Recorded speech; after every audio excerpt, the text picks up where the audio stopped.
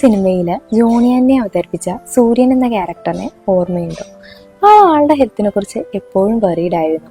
Illness anxiety ഡിസോർഡറിന്റെ ഒരു classic example ആണ് ഈ ഒരു ക്യാരക്ടർ. ഈ ഒരു കണ്ടീഷനുള്ളവരെ എപ്പോഴും ചിന്തിക്കുന്നതും ഭയപ്പെടുന്നതും അവർക്ക് സീരിയസ് ആയിട്ടുള്ള ഒരു ഹെൽത്ത് ഇഷ്യൂ ഉണ്ടെന്നാണ്. അതുകൊണ്ട് തന്നെ അവരുടെ ശരീരത്തിൽ ഉണ്ടാകുന്ന ചെറിയ ചെറിയ സിംറ്റംസിനെ പോലും വലിയൊരു രോഗാവസ്ഥയായിട്ടായിരിക്കും കാണുന്നത്. ഉദാഹരണത്തിന്, ഒരു തലവേദന വന്നു കഴിഞ്ഞാൽ അതിനെ ബ്രെയിൻ ട്യൂമർ ആണെന്ന് വിചാരിച്ച് പേടിക്കും. ഇവിടെ സൂര്യൻ എന്ന ക്യാരക്ടറിന്റെ സ്റ്റൊമക് അപ്സെറ്റ് ആയപ്പോൾ ആള് സ്റ്റൊമക് ക്യാൻസർ ആണെന്ന് വിചാരിച്ചാണ് പേടിച്ചത്.